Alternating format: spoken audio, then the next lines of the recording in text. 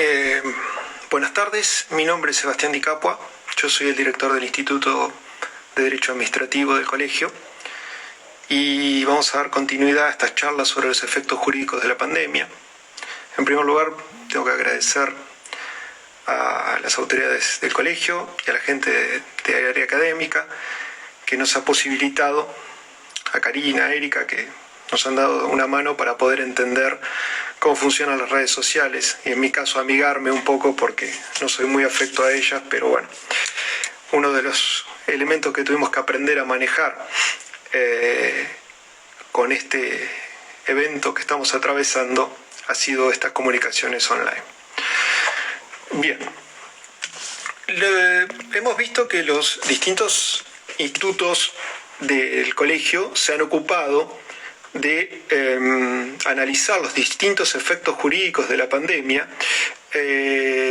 y fundamentalmente analizar dentro de su órbita qué ha afectado y qué elementos como abogados podemos utilizar, porque esto realmente nos ha cambiado la forma de trabajar a muchos y a los abogados en especial, porque nos requiere una actualización permanente, diaria, yo diría cada horas, porque la cantidad de normativa que va saliendo es enorme. Desde el derecho administrativo, básicamente nos toca analizar el eje fundamental de esta cuestión, porque la norma de aislamiento que ha tomado el gobierno se ha basado en una herramienta del derecho administrativo que es el poder de policía. La herramienta del poder de policía no es algo nuevo, ni tampoco es algo que sea pacífico, como nada es pacífico en doctrina. En el siglo XVII ya se hablaba de la policía como esa suprema potestad que se ejerce para evitar los males futuros de la sociedad. O sea, nos podemos remontar varios siglos para atrás y ya existía la idea.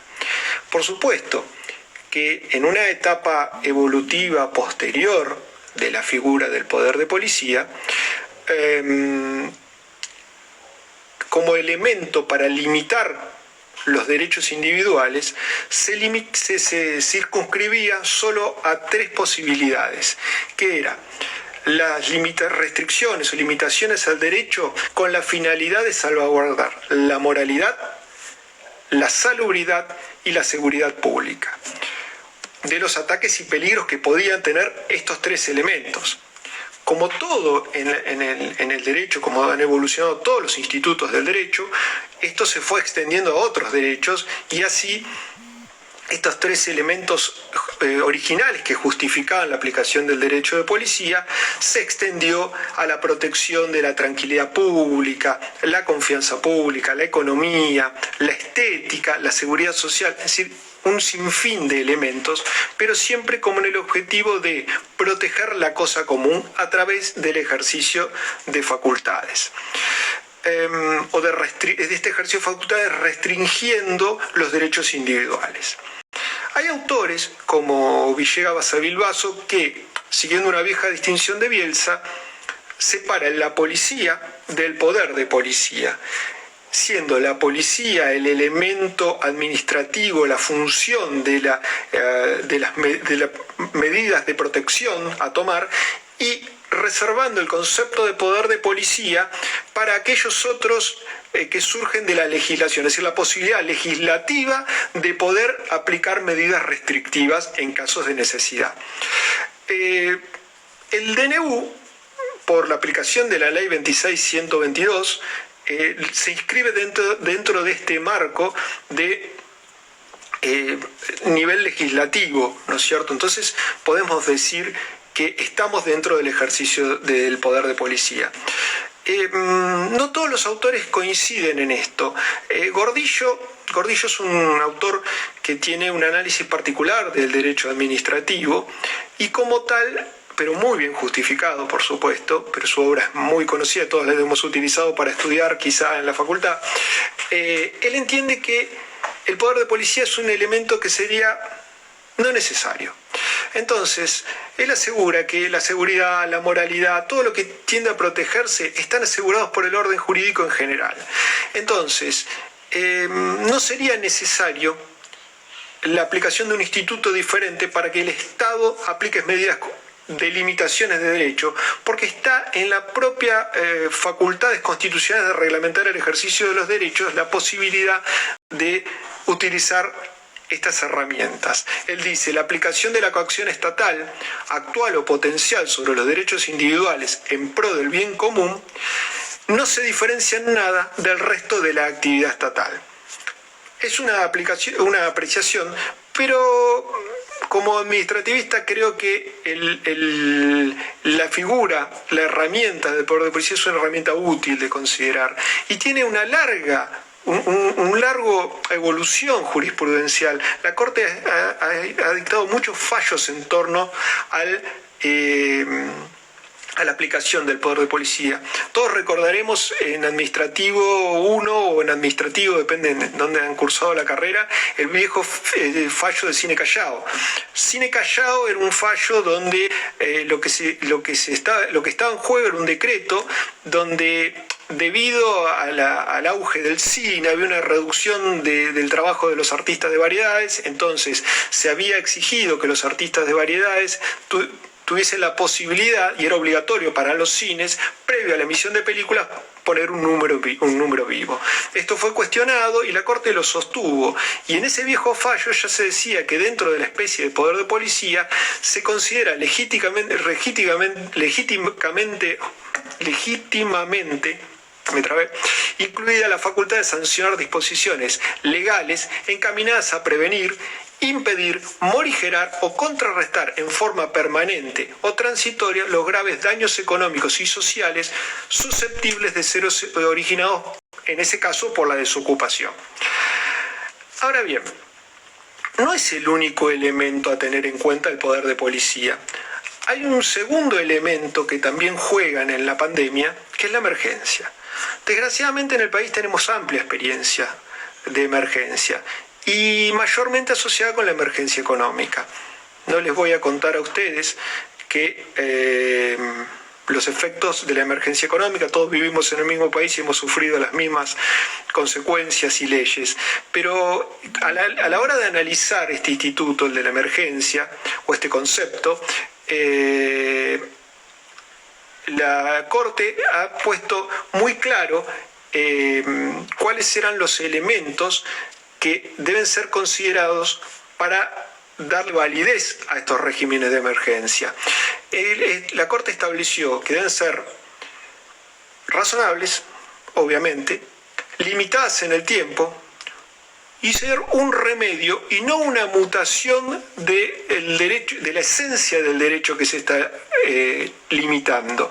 Es decir, esto lo que tiene en cuenta, obviamente, es evitar que por la figura de la emergencia un gobierno que tiene ganas de hacer más de lo que la ley le permite restrinja los derechos individuales bajo la figura de la emergencia, pero aplicada sine die. Por eso habla de limitación en el tiempo y que lo que se esté aplicando tenga una aplicación, o lo que se está aplicando tenga una lógica consecuencia con lo que se está limitando.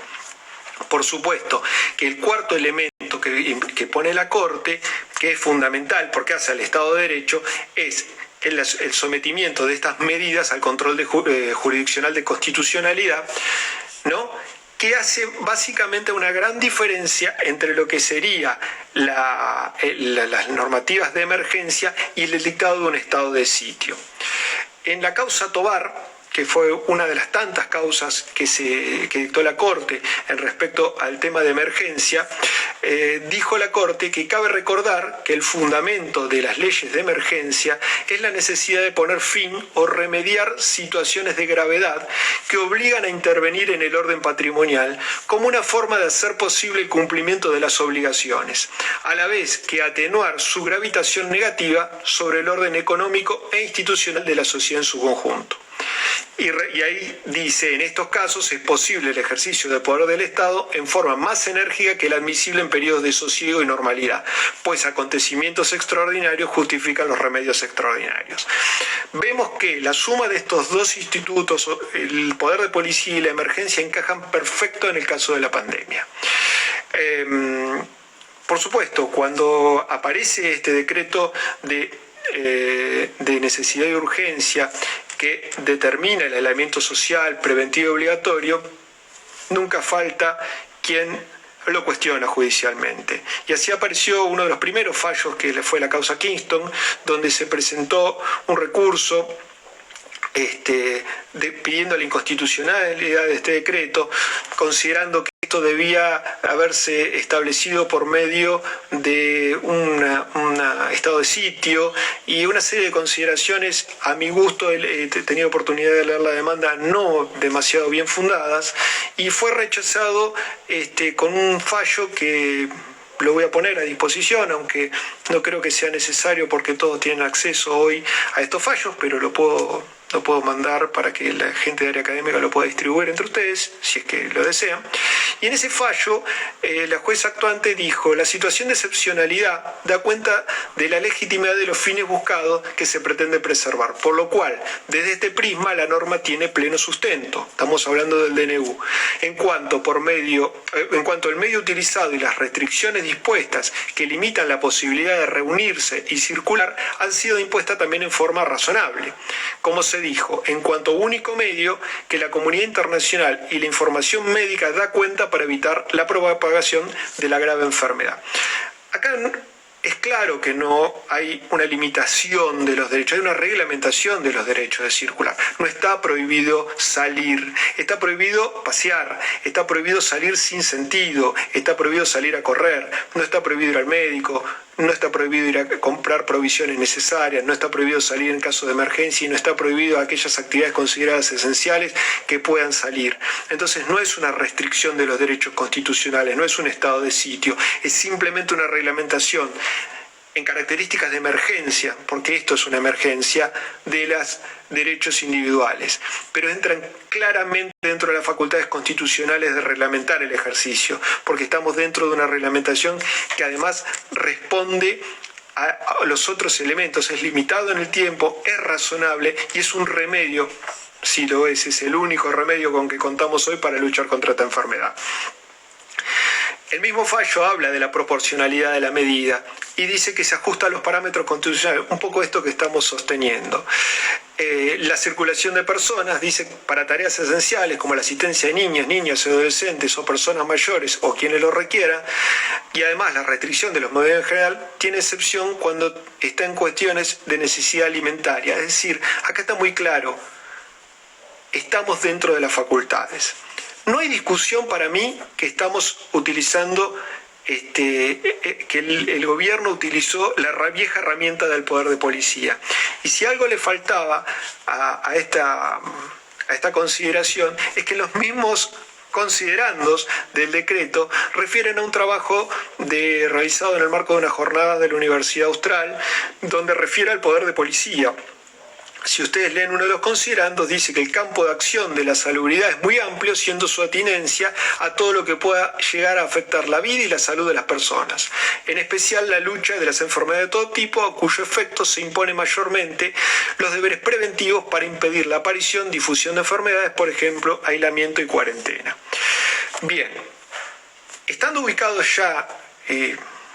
se nos va a acabar el tiempo porque es muy corto esto, en que estamos en el poder de policía. El poder de policía implica la libertad de la elección de medios para cumplir el fin, el uso de la coacción para el bien común, implica restricciones, como dijimos, pero hay un elemento que no consideramos, que era el que me gustaba analizar en estos pequeños minutos, en estos pocos minutos, en esta pequeña charla, que es eminentemente local. Una de las características propias del poder de policía es su ejercicio por parte de la autoridad local, pero con excepciones, es decir, cuando la importancia, la gravedad de la medida amerita la necesidad de utilizar elementos a nivel federal, corresponde al gobierno federal. Es decir, puede ser que la facultad de ejercer el poder de policía por parte del gobierno nacional se deba a una delegación constitucional de esas facultades, o bien a la propia gravedad del hecho que así lo amerita. Existe una ley, la 27.287, que crea el Sistema Nacional para la Gestión Integral del Riesgo y la Protección Civil, que crea un Consejo Federal. Creo que eso muestra a las claras que esto es materia federal. Ahora bien, el decreto en su artículo 10 dice claramente que las provincias la ciudad autónoma y los municipios dictarán medidas necesarias como delegados de la autoridad nacional y dentro de sus propias facultades. Esto hace que la pandemia atraviese a los tres poderes de manera transversal. Ya vimos que las principales medidas han sido tomadas a nivel nacional, pero hubo medidas provinciales y medidas municipales. ¿Cuál es el límite? Porque uno de los cuestionamientos que aparecen habitualmente es ¿cuál es el límite? ¿Cuál es el límite del municipio para actuar? ¿Cuál es el límite de la provincia? Creemos que lo fundamental es que la línea que baja el gobierno nacional no sea avasallada por el poder local, pero el poder local, por debajo de esa línea mínima, puede actuar. Y de hecho vamos a ver un par de ejemplos cómo ha actuado en distintos lugares. Pero también puede dar lugar a conflictos. A nivel provincial hubo un conflicto que llegó, que también si lo desean les puedo hacer llegar el fallo, lo pueden pedir en área académica, que es Asociación de Clínicas y Sanatorios y Federación Médica del Chaco con Ministerio de Salud de la provincia de Corrientes. Donde el cuestionamiento era el siguiente: la provincia de Corrientes había establecido, reglamentado la imposibilidad que los médicos correntinos se desplazaran hacia Chaco a ayudar en la pandemia, fundamentalmente para evitar, como Chaco era una provincia más afectada que Corrientes por los efectos de la enfermedad, evitar que esos médicos que se trasladaban de una provincia a otra trajeran consigo el virus y lo dispersaran en Corrientes, que tenía menos cantidad de enfermos. Un juez federal de Resistencia dictó una medida poniéndole límite a esta restricción de modo de permitir que el médico correntino ingrese a Chaco.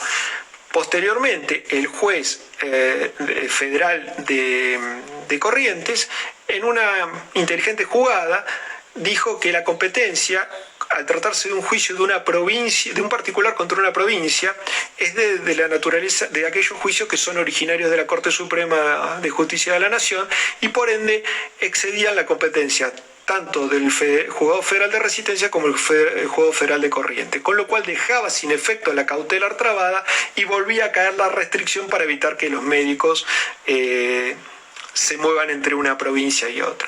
Igualmente, lo deseable en este tipo de medidas es que las decisiones sean coordinadas a nivel provincial, a nivel nacional. Inclusive la falta de coordinación de medidas puede traer consecuencias muy graves, como lo vimos con respecto a la mala organización generada con el tema de los cobros en los bancos.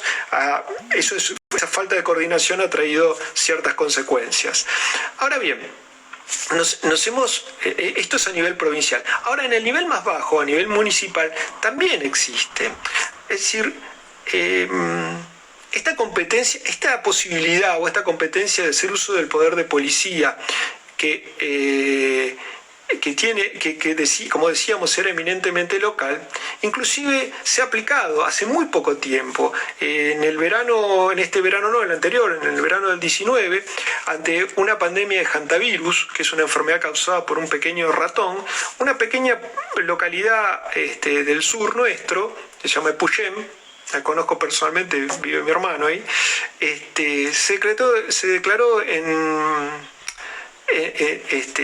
una medida parecida a lo que estamos, en un aislamiento, es decir, en una cuarentena parecida a esta, pero local, establecida por el gobierno local. Es decir, así como hay provincias que he visto, creo que San Luis es una de ellas, donde al no tener casos de coronavirus no permiten el ingreso o ponen en cuarentena al que viene de afuera de la provincia. En este caso no se puede ni salir ni entrar del pueblo. Eso da a las claras una muestra de que la competencia es local, y en ese caso nadie la cuestionó por tratarse de una competencia propia del municipio. Ahora bien, los municipios pueden fijar restricciones, como este caso, pero en el caso de esta pandemia que estamos atravesando, pueden mandar restricciones de circulación, puede aplicar medidas que vayan en consonancia con lo que estableció el gobierno nacional.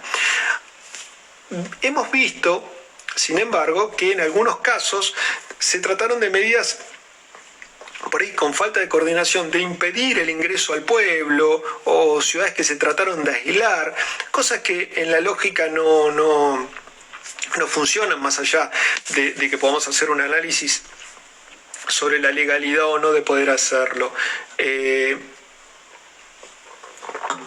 Está claro que cerrar el ingreso a un pueblo de la provincia de Buenos Aires es una medida que no tiene demasiado sentido, porque en algún momento van a tener que entrar los camiones con mercadería y en algún momento se va a tener que interconectar con otras ciudades, así que son medidas que no tienen demasiado sentido.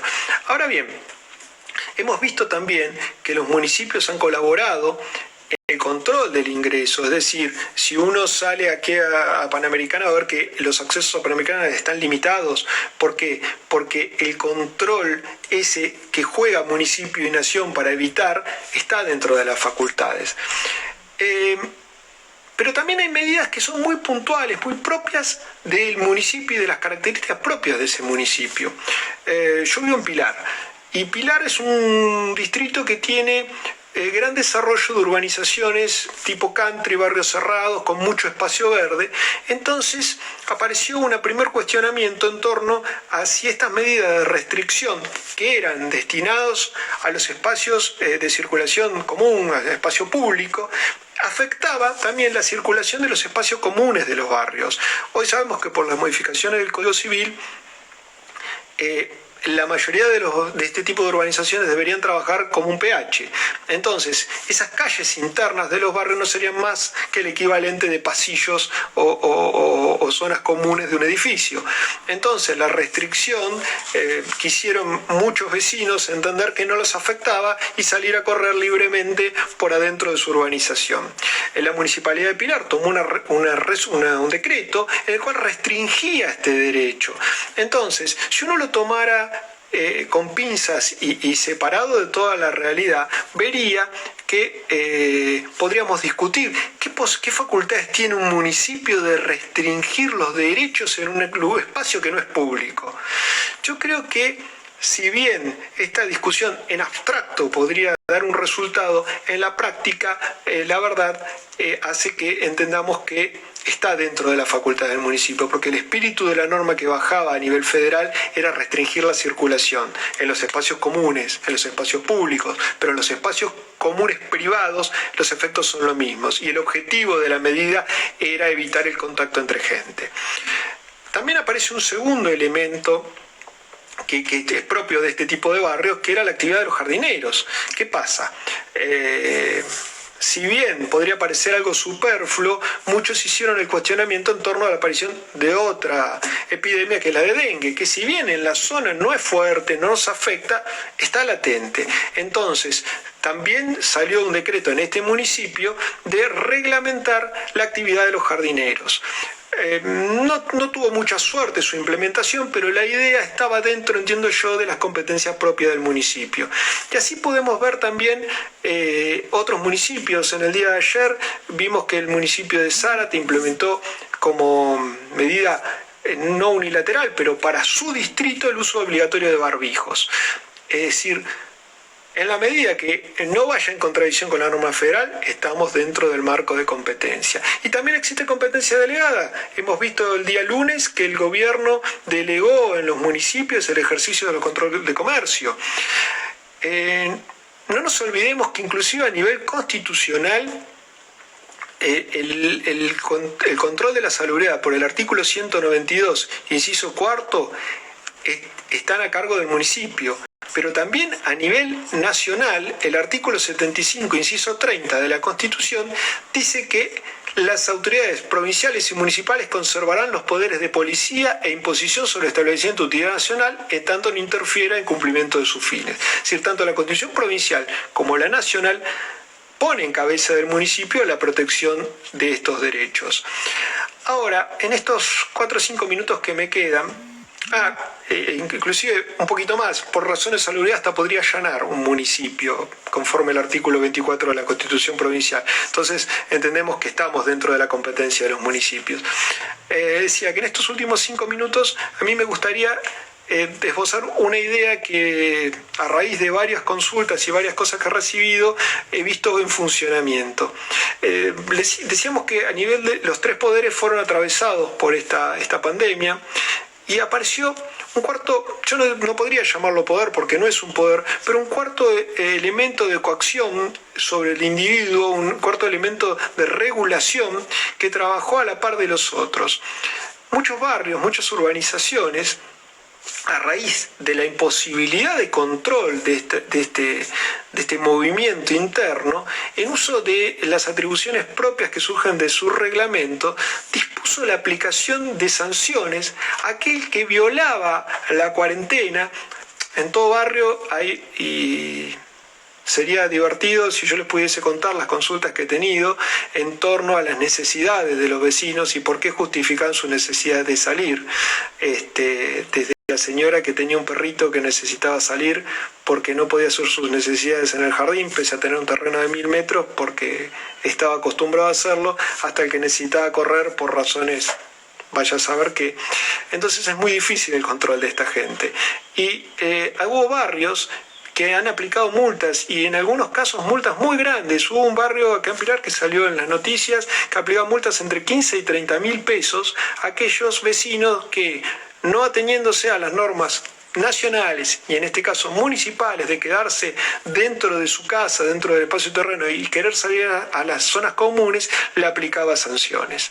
Entonces, yo no me animaría a decir que esto actuó como un cuarto nivel de poder, pero evidentemente en el marco de la necesidad que tenemos todos de colaborar con el funcionamiento de esto, actuó realmente como un elemento más de contención. Bueno, ya se me acaba el tiempo establecido. Yo entiendo que todo esto nos tiene que llevar a reflexionar que esta es una de esas claras oportunidades de ver la necesidad de conjugar la actividad de todos en pos de encontrar una solución. Yo, releyendo la encíclica del Papa Francisco, Laudato Si', que hablaba del cuidado de la cosa común, de la casa común, del mundo, muy dirigido hacia los problemas ecológicos, encontré una frase que me gustaría compartirla con ustedes como corolario de toda esta pequeña charla, y que hace a esta idea, ¿no?, de que de esta o salimos todos juntos o no salimos. Decía la encíclica, hace falta volver a sentir que nos necesitamos unos a otros, que tenemos una responsabilidad por los demás y por el mundo, que vale la pena ser buenos y honestos. Ya hemos tenido mucho tiempo de degradación moral, burlándonos de la ética, de la bondad, de la fe, de la honestidad, y llegó la hora de advertir que esa alegre superficialidad nos ha servido de poco. Creo que está de más agregarle alguna palabra a esto, pero es necesario que utilicemos estos medios y tratemos de colaborar en lo que nos toca para trabajar con esto. Bueno, espero que les haya servido de algo estas reflexiones y quedo a su disposición para cualquier consulta vía el mail del instituto, del área académica, que lo van a hacer llegar al instituto. Si necesitan alguno de los fallos que vimos o que nombramos, estoy a su disposición. Muchas gracias.